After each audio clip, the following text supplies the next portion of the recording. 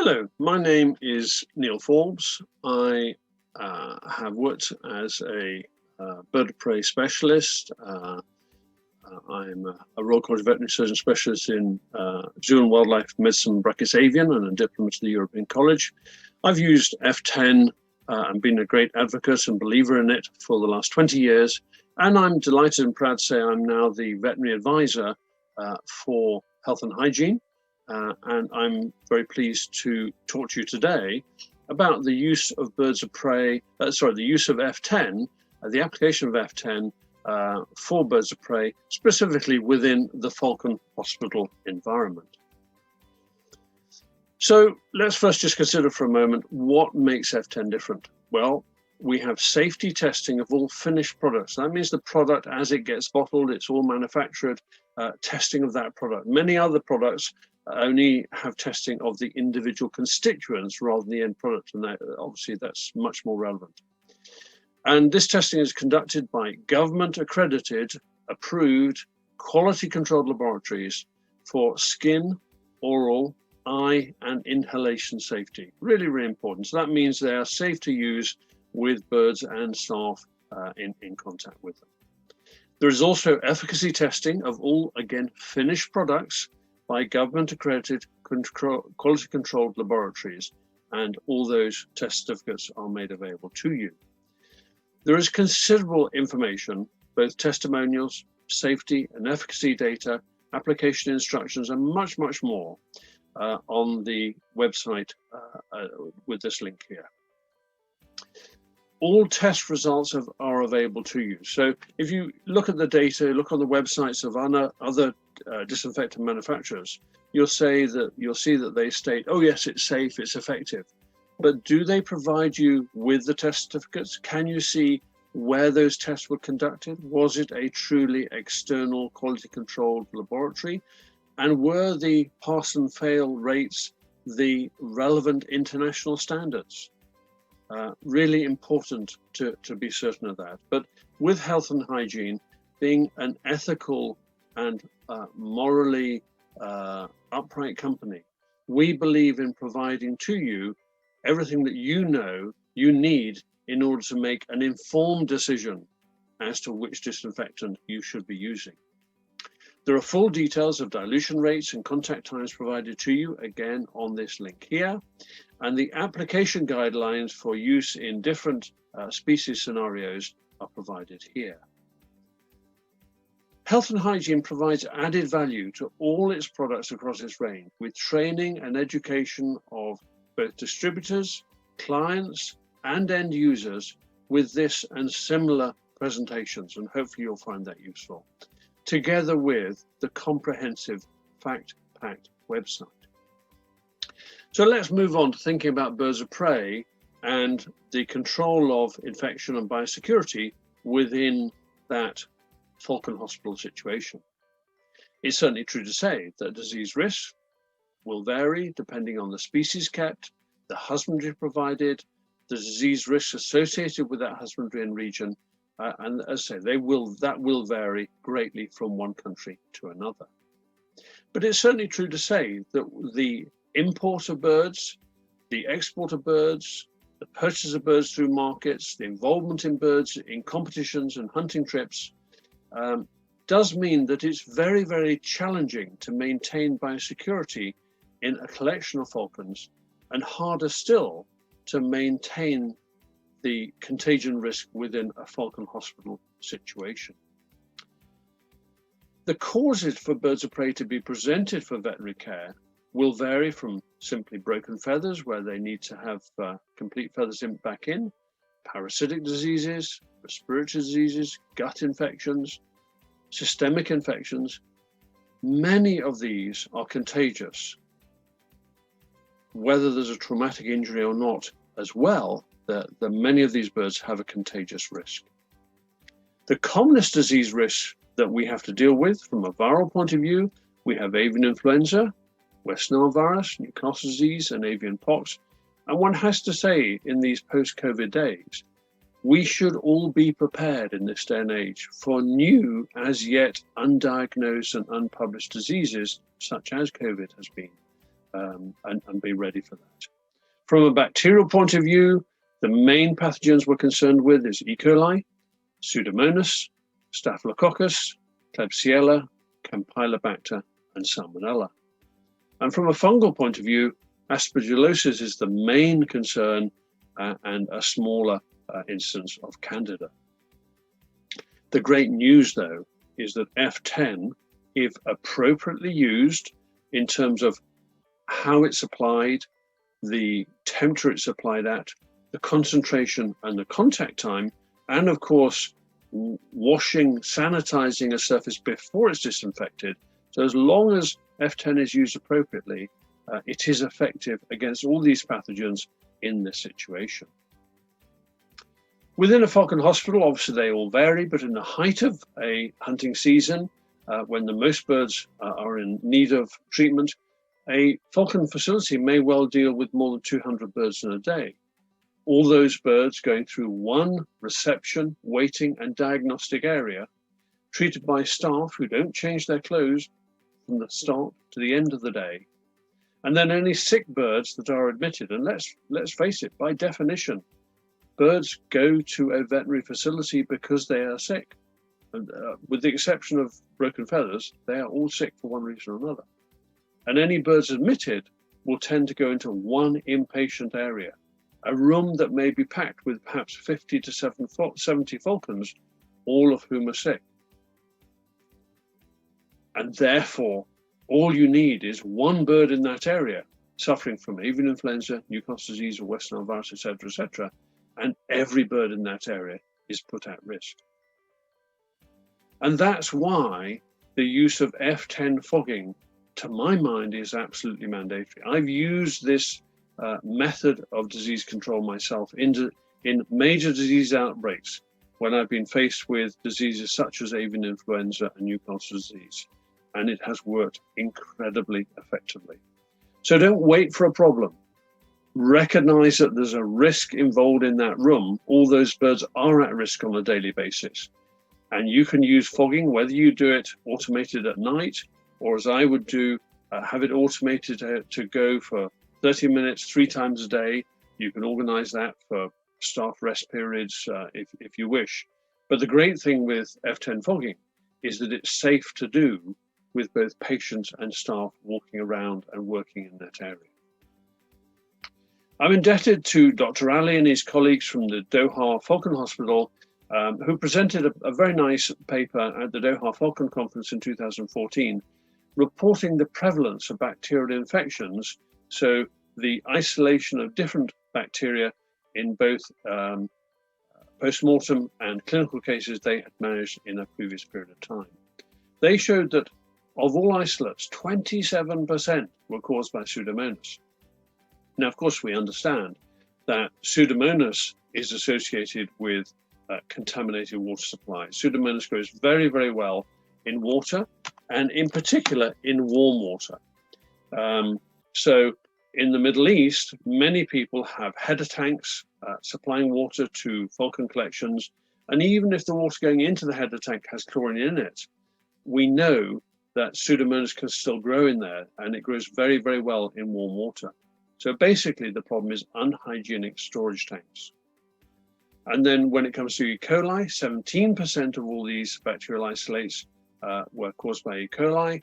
And that, of course, we know is associated with contaminated food supplies or unhygienic food preparation, storage, and supply to the birds. And then lastly, Staphylococcus, 6% of all isolates were caused by Staphylococcus. And of course, we know that Staphylococcus aureus is not a normal commensal of falcon skin. It is only ever found on falcon skin where it has been transmitted to the falcon from the falconer's hands, either because they touch the falconer's foot with their fingers, or because they contaminate their gauntlet, their glove, and from there the contamination is spread to the falcon's feet. And that causes a great problem with bumblefoot, which we will discuss in another different presentation. But what we're saying is that 49% of all bacterial infections affecting falcons that were being treated in the Falcon Hospital are caused by these three individual causes: Pseudomonas, E. coli, and Staphylococcus. And all of those come down to bad hygiene and poor working protocols. The great news is that all of these infections are readily resolved or prevented with F10. And the point I really want to get over to you guys is that you must not wait for birds to become sick and get presented to a Falcon Hospital.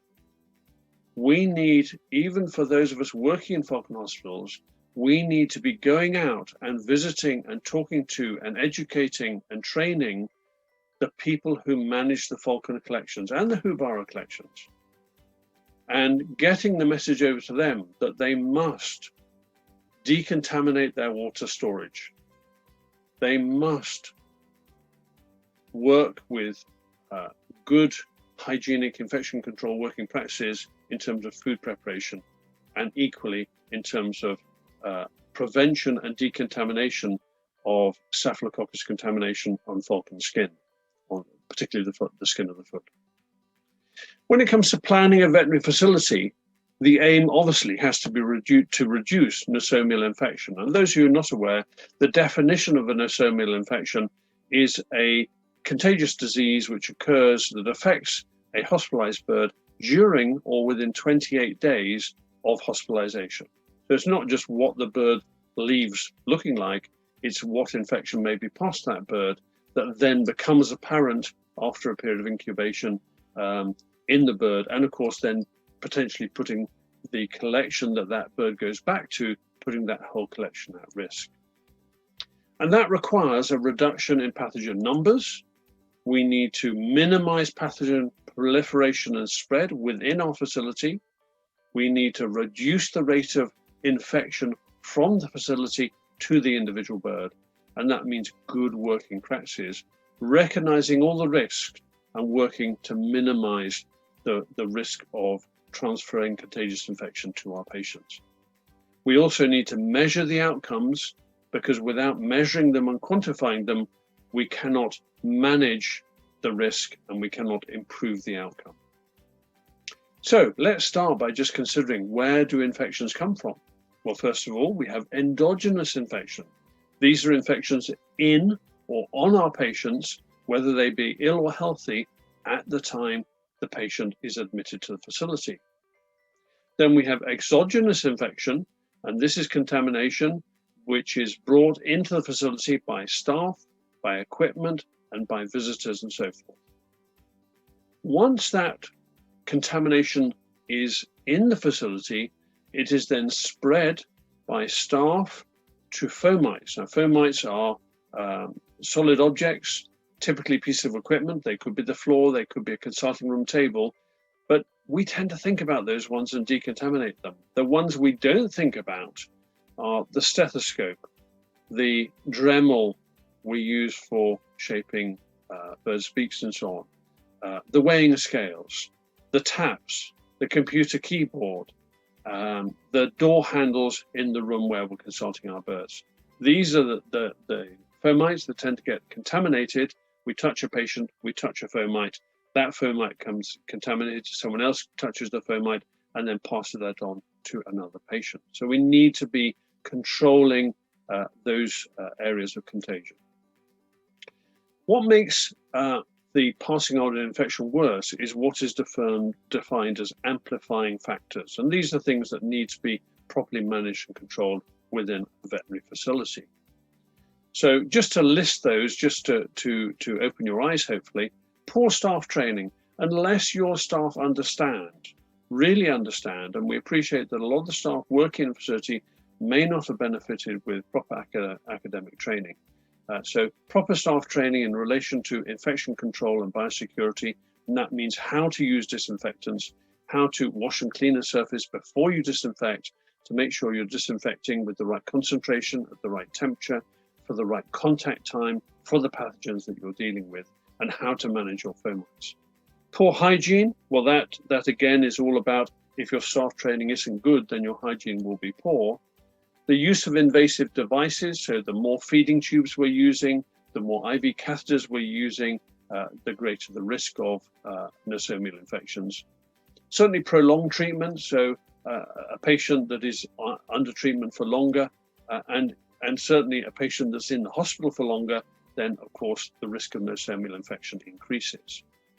Increased caseloads, it goes without saying. At a quiet time of year when you only have 20 patients, it's much easier to manage infection control and prevent the spread of infection from one bird to another. At a busy time of year with 200 falcons coming in, actually controlling that when each of those birds is going through that diagnostic triage area and then a large number of birds being hospitalized is much, much more difficult. And then delayed treatment.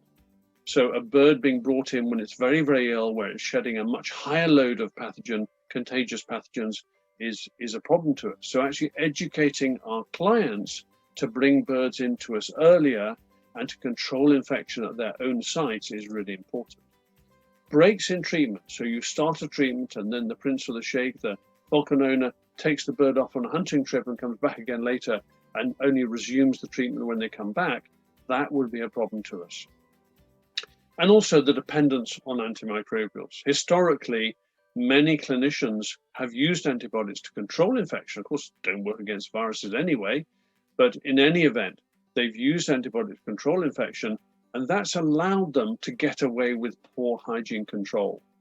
We need to get back to the days of Florence Nightingale, where cleanliness was next to godliness, and actually reinstitute good hygiene, and so that we aren't using antibiotics as a routine except where they're necessary.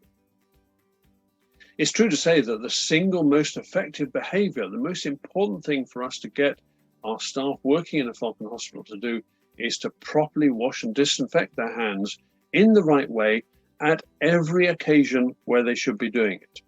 And that means washing and disinfecting hands before handling any animal, after handling any animal, after removing clinical gloves, making sure they have no jewelry except a plain wedding band on their hands, having no clothing below their elbow so that they can properly clean and disinfect their lower arms and hands, making sure they wet their hands before they apply the soap and disinfectant, and making sure they turn off the tap after hand washing using either a towel or an elbow, but certainly not a clean hand. And really what we would recommend to you is that within the veterinary environment, that there is a monthly hand wash audit, where basically any member of the team, the clinical team, monitors anyone else, excuse me, on each and every occasion on which they should be washing their hands. And to make sure we know how to do this, it's good to have the World Health Organization hand wash poster on the walls within the clinical environment to make sure that people know how to do it, and as I say, to institute that peer-on-peer hand wash audit. If you do that, each department has their own audit to do, and of course each department competes with each other on a monthly basis to do better than other people and to do better than they did the previous month. And it's a great way to actually make sure that hand washing becomes a new changed way of life and something that people do automatically at each and every opportunity when they should do. Coming back to planning the veterinary facility, every facility should be designed with a gradient of likely contamination. So when the birds come into the waiting area, that is the time of greatest risk. Apart from that, also the wards where we are dealing with contaminated patients. The greatest need for asepsis is, of course, the high dependency critical care areas and also the operating theatre suites. Cleaning with F10 SCXD prior to disinfection is really important, vitally important. Then disinfecting with F10 SC, and the cleaning and disinfection should be carried out in each area proportionate to the risk and the level of challenge. So reception, waiting area, clinical diagnostic areas, and the ward areas should be cleaned more often and more thoroughly. And that includes the frequency of a deep clean. And whenever you deep clean, you must degrease using F919SC to remove that lipid surface layer, because that's where the pathogens get trapped. And it's only by doing that on a regular basis that you're likely to be able to maintain your proper infection control. Rooms should be designed with biosecurity in mind, avoiding sharp internal corners because they're impossible to clean. Wall storage units, cupboards should go up to the ceiling to avoid dust traps, because of course we know that dust is a microorganism carrier, so we need to control those. But above all, I would really stress to you, and this is as someone who's managed exotic animal bird hospitals for many, many years and worked in clinical collections and so on, it is impossible to effectively disinfect any rooms, including all surfaces and the airspace, without the use of fogging.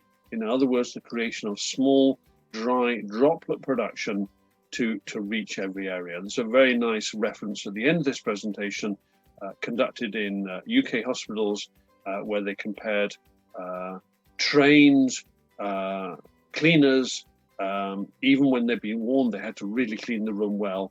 The recovery rate of Clostridium difficile was very, very high until they introduced fogging. The great thing about F10 SC is that it can be safely used in a fogger. That means it doesn't corrode metal and it's safe. There are safety tests for contact with skin, with respiratory systems, with eyes, and by oral ingestion for both patients and staff. And that's really is pretty well unique amongst all disinfectants out there on the market. So F10 is absolutely wonderful for this essential method in controlling contamination and infection. So this is in my own facility. This is using a compressed air fogger. This is using an electrical plug-in fogger, a poultry house fogger. But you can see that in each situation, we produce this dry mist. And the idea is that working surfaces should not become wet. They should be slightly damp, and then the fogger is turned off. So in our situation, we would fog every clinical area 3 times. If it was an area known to be infected, 3 times a day for half an hour.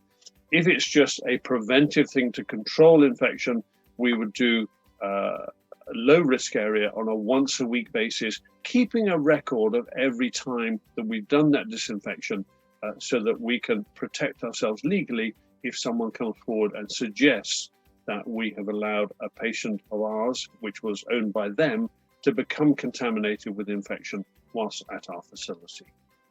This is a multi-port compressed air static fogging unit used in a very large room. We had a number of these set up about 10 meters apart throughout the room to fog the whole area on an automated basis, let's say 3 times a day for half an hour. This is the room in question. Each individual cage contained a female hubara. There'd been a major contagious disease outbreak. They were medicated, but we knew some of them would be carriers. And the use of F10 fogging on an automated basis completely stopped any further contagious infection spread from bird to bird. So just to reiterate, the way that is working is the little droplets in the dry mist are basically catching any pathogen particles in the airspace, and as the dry mist gravitates onto the solid surfaces, it drags the pathogen particles down with it and disinfects them on the surfaces where they land, and at the same time they disinfect all the static surfaces, and at the same time any birds in that airspace who may have inspired any pathogens, they will be breathing F10 in, and that will actually sanitize their respiratory systems and prevent those contagious pathogens from leading to disease. In terms of working practices in veterinary facilities, patients should be triaged before and on arrival, and then managed in a manner in respect of the contagion risk that they pose to the facility. For example, birds that are just coming in for feather repair, that are apparently healthy, that there is no known instance of contagion. Similarly, birds coming for health checks and other trauma cases, those birds should not mix with sick or infected patients. That should mean you have divided waiting areas and divided triage areas and divided treatment areas, so you keep the birds of low risk separated and managed separately to birds of high risk.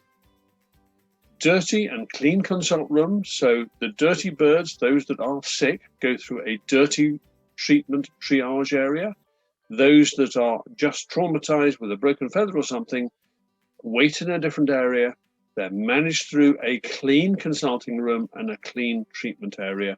And likewise, if they're hospitalized, they have a clean ward and should be managed by a clean or dirty staff, respectively, again, to minimize the risk of transferring infection from dirty patient to clean patient. All rooms, equipment, and phonite should be cleaned with a frequency and method proportionate to the risk and the level of contamination. So obviously, the dirty consult rooms will be cleaned much more regularly than the clean ones. Obviously, they all get cleaned every day, but the dirty ones may well be cleaned several times a day, and the clean ones just maybe once a day. When we're considering the design in each area, we need to consider what the likely pathogens are, and most importantly, how those pathogens are spread. So pathogens that are spread may be spread in the air. So for example, avian influenza, Newcastle disease. With parrots, we might be talking about circovirus or chlamydia. Chlamydia could happen in falcons too. Then there are other infections that are spread by touch. So you touch a patient and then touch another patient, or on staff clothing, or on staff shoes. So in an typical avian facility, if we're talking about chlamydia or circovirus, cystiine beacon feather disease, or psittacosis, or avian influenza, Newcastle disease, and West Nile virus, then those are all air spread. And the only way to control air spread disease is by using a disinfectant that is air spread, in other words, fogging.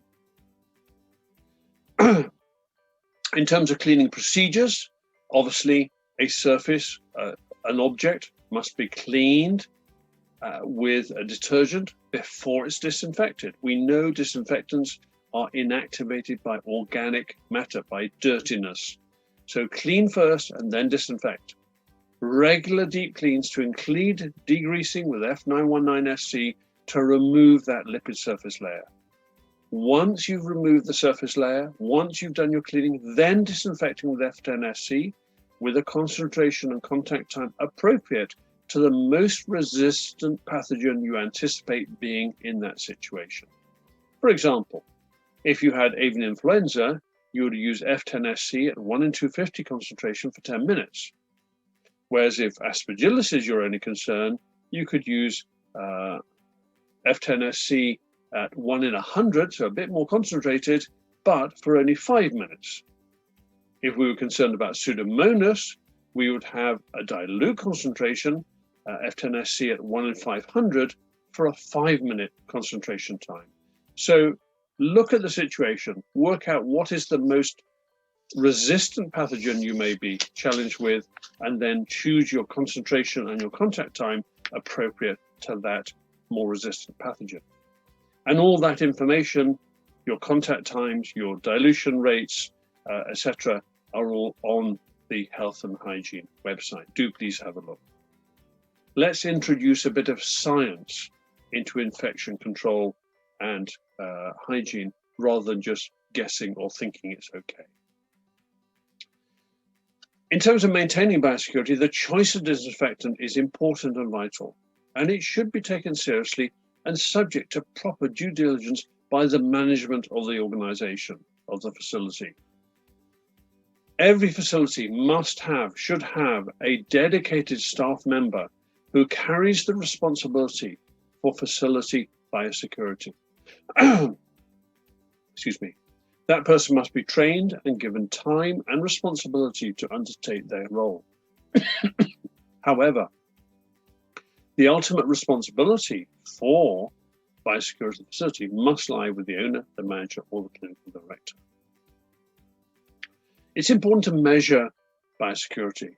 Do you maintain records of all adverse outcomes, all post-operative infections? Do you routinely use bacterial settle plates, microbiology swabs? adenine triphosphate testing, or fresh check spray? Do you monitor staff health? Do you record sick days and what they were caused by? Do you record or monitor the management of your own staff's wounds or any upper respiratory tract infections? Do you keep a record of every occasion when disinfection and cleaning is completed, in particular fogging? How often should you apply disinfectant? Well, it's well reported that bacteria replicate at an amazing rate. The exact time taken to double a population depends on the species of pathogen and the ambient temperature. In the Middle East, with a warmer temperature, obviously it all happens more quickly. So bacterial growth rates occur like this. You have an initial lag phase, so contamination occurs. You then have an exponential increase in bacterial numbers, and then every population, they can't control that forever, can't maintain that forever, so you have a stationary phase and then a death phase. The vast majority of bacterial populations are unable to maintain the exponential growth rates, but revert to that stationary phase prior to that death phase. But the important thing is, if the exponential phase remains unchecked, then the level of bacteria generated is excessive in respect of contamination and disease risk. So we have to recognize when the contamination occurs and try and control that contamination before too much of that exponential growth rate has taken place. Remember, it's temperature dependent. The warmer your ambient temperature, the more often you have to clean and disinfect. But growth is irrelevant if the levels of contamination, the exposure rates are very high, especially so if infection is air spread or insect spread or food or water derived, because those things are going to carry on irrespective of how often you do the disinfecting. Contamination by staph or fomite, which the patients are constantly in contact with, or the staff are in contact with, and they'll transfer it to the patient. So all these aspects need to be properly controlled. So remember, if your ambient temperature is between, let's say, 18 and 26, your bacterial replication rate is going to be much, much higher. Keeping your temperature down will help, but if you have a high temperature, you must clean and disinfect more often. All members of staff, including vets, managers, must be equally informed, enlightened, committed. It only takes one person in your facility who's not working in accordance with your standard operating procedures to ruin the infection control that is put in place by all the rest of your members of staff, and that will be to the detriment of all your patients. So you need that warrior, that person who is really going to champion your infection control in your facility. Managing infection control is a challenge for the whole team, but they need to be led and they need to be motivated and managed by that one person. It's a whole change of lifestyle and working practices. It has to be a new way of working. And it's true to say, it is increasingly important in these days where we have antimicrobial resistance and the advent of new pathogens such as COVID. Training of staff with F10 at the center of that process is essential. At the end here, we have lots of nice references for you to look at. And the first one on there, Anderson et al., looking at the control of multi-resistant Clostridium in the human health environment. That's a really interesting and useful reference. But there's lots of other useful references there. They're put there for your use and for your benefit. So do, by all means, have a look at those. I would particularly draw your attention here to the health and hygiene bird of prey application guidelines. Those are all on the health and hygiene website. But do have a look at those. Hopefully you will have found this presentation useful. If we can assist further with different alternate presentations, do please let us know. If you've got any comments or suggestions, again, we would be grateful to receive those. Thank you very much for your time, and I would encourage you to look at the separate presentations for the control of respiratory infections and also for bumper. Thank you very much.